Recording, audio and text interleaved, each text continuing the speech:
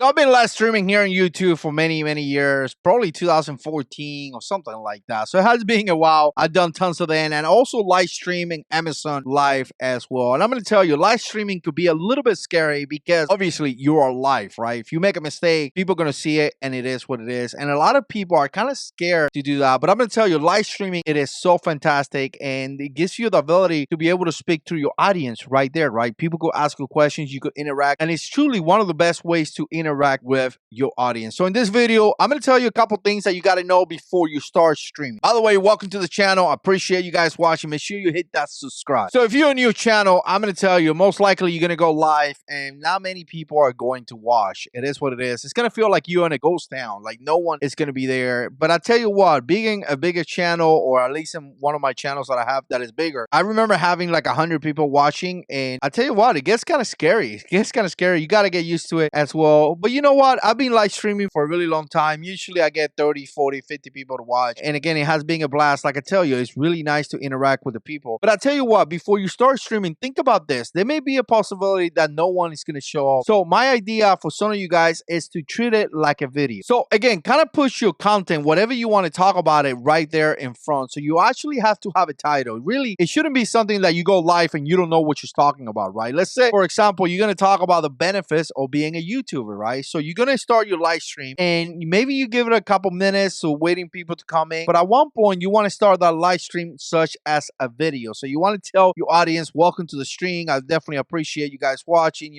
the whole call to action, all that. Today, we're going to talk about, some of the benefits of being a YouTuber. You want to deliver that content to your audience. And once that's over, maybe you want to take some of the questions that they may have. If there's people there, if there's no one there, then you end up the stream just as if it will be a video. So the reason why you do that is because I tell you something that I have done in the past and have worked really well, right? Once you do that, remember, you're going to have a copy of that live stream. So now you could download that live stream and you could cut it into pieces. So what I've done in the past is kind of like the same concept. So I've done streams where I invite people over, and in my stream, I'm going to ask that person 3 questions that I talk to them about it, right? I'm going to ask you about this. For example, I'm going to say, what is a good thumbnail? Or what time do you upload videos to YouTube? Or tell me some of the pros and cons about being a content creator. So whoever I invited, or maybe it's just be by myself, it's going to talk about those 3 topics, right? So you're going to do this live stream, which is going to be, an hour long. And if people are there interacting with you, definitely interact with them. Usually I try to push that to the end, right? When you're done with the content, then you could take questions. So like that, the questions are not in the middle of the content, but then you talk about those 3 topics that you're going to have, whatever you decide to. And then when you download that live stream, then you could cut it into pieces and you can re-upload those pieces individually to your channel as new pieces of content. I tell you what, guys, that is just a fantastic strategy. I've done it in the past, and I tell you, I have gotten a lot of views using the same strategy. Now, another thing that you could do is if you get people to come and people actually ask you questions, you could kind of snip those questions out of the live stream and upload it again as an individual video. So if you happen to be live streaming and somebody asks you, hey, when is the best time to upload a video to YouTube? And you give your honest opinion based on your expertise or whatever your expertise is, later on in post, you could edit that part out and you could re-upload it to YouTube as an individual